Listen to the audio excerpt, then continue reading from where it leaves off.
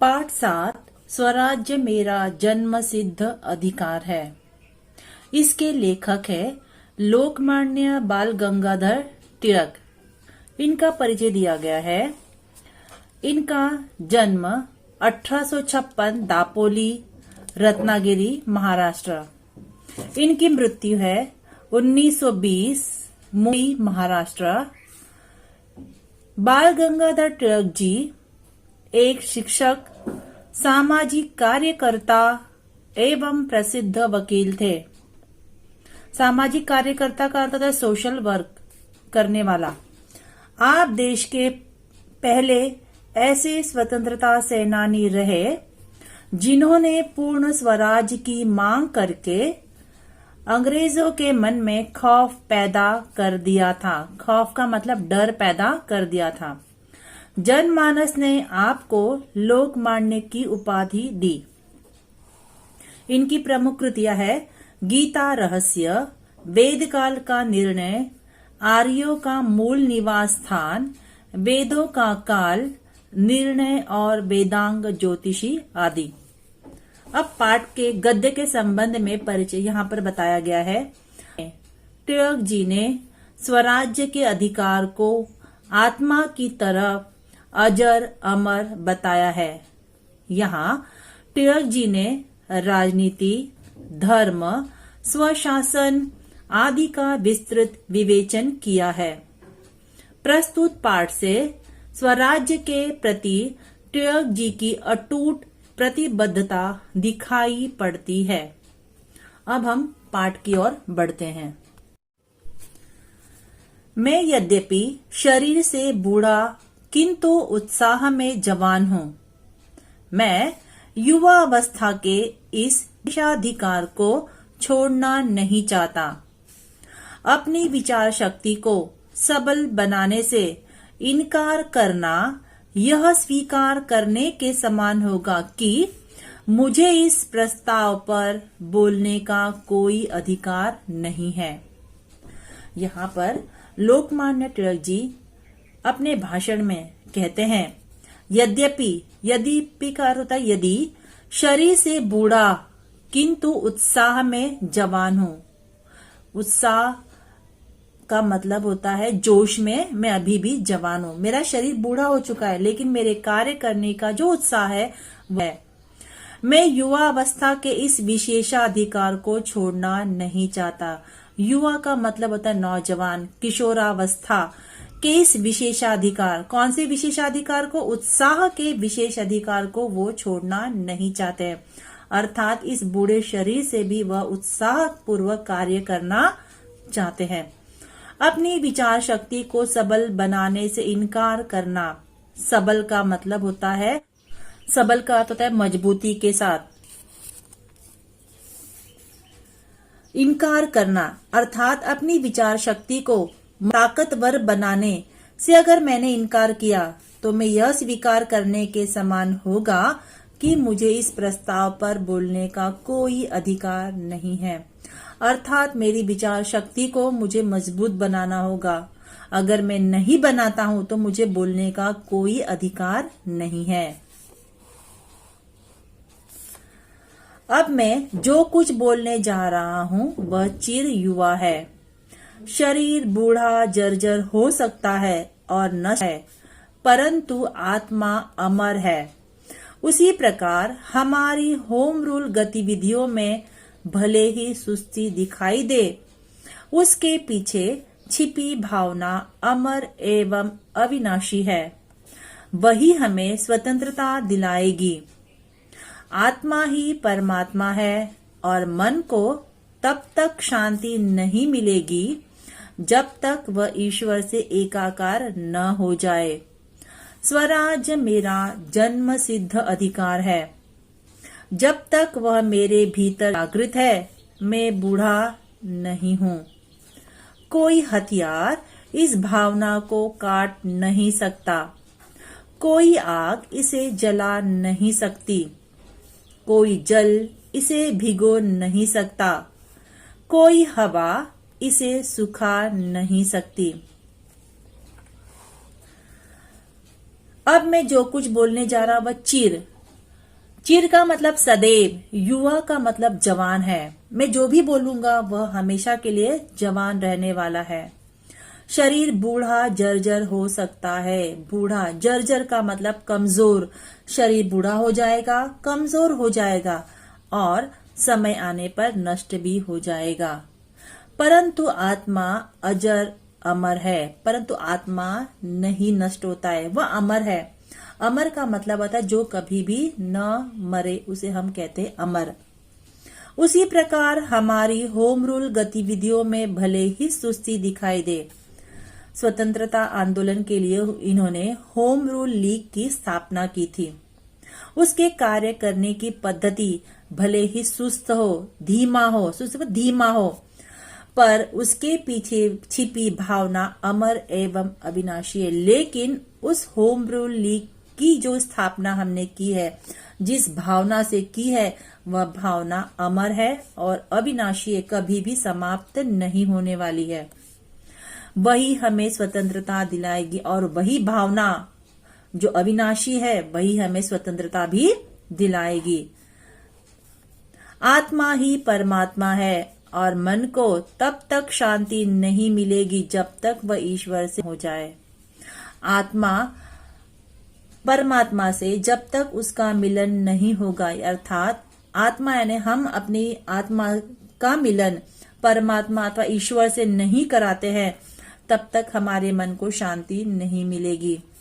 और जब तक वह ईश्वर से एकाकार न हो जाए, एकाकार का मतलब एक हो जाना, जब तक ईश्वर से हमारी आत्मा का एकाकार न हो जाए, स्वराज्य मेरा जन्म सिद्ध अधिकार है, जब तक वह मेरे भीतर जागृत है। और यह स्वराज्य मेरा जन्म सिद्ध अधिकार है, यह मेरे जब भीतर तब तक जागृत रहेगा। जागृत का अर्थ है जिंदा रहेगा। मैं बूढ़ा नहीं हूँ, कोई हथियार इस भावना को काट नहीं सकता, कोई आग इसे जला नहीं सकता। अर्थात मेरी जो भावना है वो भी हथियार काट नहीं सकता है, न कोई आग उस भावना को जला सकती है, न कोई जल अर्थात पानी इसे भिगा नहीं सकता है, कोई हवा इसे सुखा नहीं सकती है। अर्थात मेरी भावना को न कोई जला सकता है, न कोई काट सकता है, न कोई हवा उसे सुखा सकती है। मैं उससे भी आगे बढ़कर कहूंगा कि कोई सीआईडी पुलिस इसे पकड़ नहीं सकती। मैं इसी सिद्धांत की घोषणा पुलिस अधीक्षक जो मेरे सामने बैठे हैं के सामने भी करता हूँ, कलेक्टर के सामने भी, जिन्हें इस सभा में आमंत्रित किया गया था, और आशुलिपि लेखक जो हमारे भाषणों के नोट्स लेने में व्यस्त है के सामने भी। हम स्वशासन चाहते हैं और हमें मिलना ही चाहिए। जिस विज्ञान की परिणति स्वशासन में होती है वही राजनीति विज्ञान है, न कि वह जिसकी परिणति दास्तां में हो। राजनीति का विज्ञान इस देश के वेद में है। आपके पास एक आत्मा है और मैं केवल उसे जगाना चाहता हूँ। मैं उस पर्दे को हटा देना चाहता हूँ जिसे अज्ञानी, कुचक्री और स्वार्थी लोगों ने आपकी आंखों पर डाल दिया है। मैं उससे भी आगे बढ़कर कहूंगा कि कोई सीआईडी पुलिस इसे पकड़ नहीं सकती। किसे? मेरे भावना को।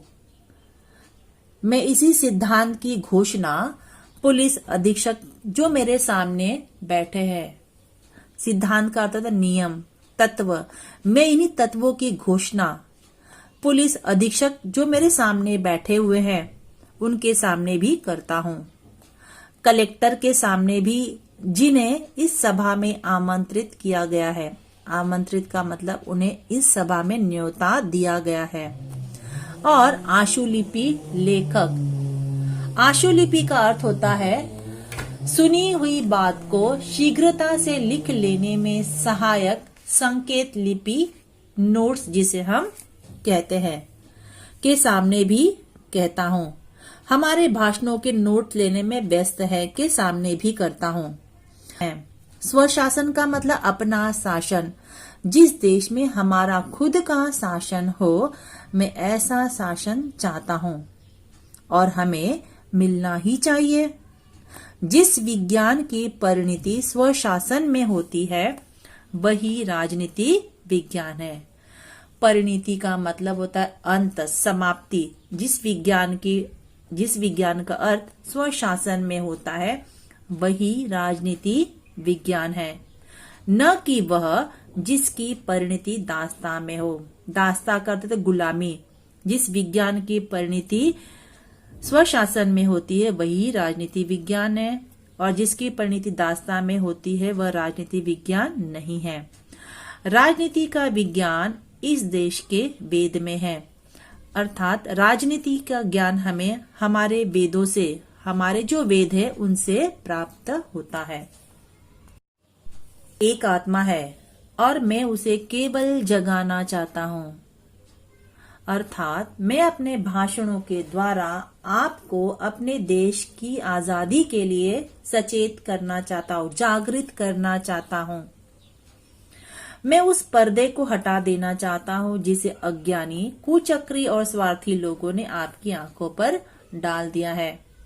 आपकी आंखों के सामने जो भी पर्दा पड़ा हुआ है, किसे डाला है? उसे अज्ञानी ने, कुचक्री ने और स्वार्थी लोगों ने अपने स्वार्थ के लिए आपकी आंखों के सामने डाल दिया है। उस पर्दे को मैं हटाना चाहता हूँ।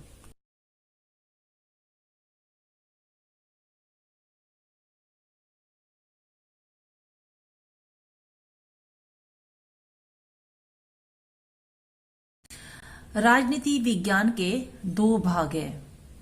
पहला देवी और दूसरा राक्षसी। एक राष्ट्र की दासता दूसरे भाग में आती है। राजनीति विज्ञान के राक्षसी भाग का कोई नैतिक औचित्य नहीं हो सकता। एक राष्ट्र जो उसे उचित ठहराता है, ईश्वर की दृष्टि में पाप का भागी है। राजनीति विज्ञान के दो भाग है, पहला देवी और दूसरा राक्षसी। एक अच्छा, दूसरा बुरा। एक राष्ट्र की दास्ता का था गुलामी, दूसरे भाग में आता। राजनीति विज्ञान के राक्षसी भाग का कोई नैतिक औचित्य नहीं हो सकता। नैतिक का मतलब होता है नीति संबंधी, औचित्य का मतलब होता है योग्यता। नीति की योग्यता नहीं हो सकती, जो राक्षसी भाग का विज्ञान है।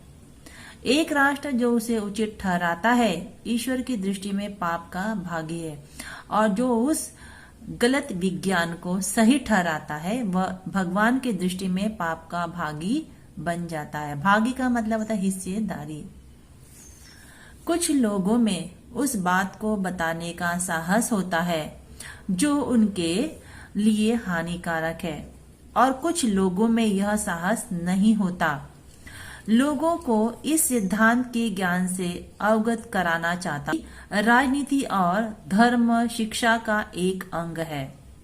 धार्मिक और राजनीतिक शिक्षाएं भिन्न नहीं हैं, यद्यपि विदेशी कारण वे ऐसे प्रतीत होती है। राजनीति के विज्ञान में सभी दर्शन समाये हैं।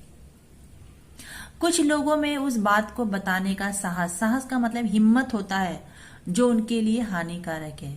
कुछ लोगों को पता है कि अगर वे बताएंगे तो वह उनके लिए नुकसानदायक भी हो सकता है, और कुछ लोगों में यह साहस, हिम्मत नहीं होती है जो सत्य को बता सके।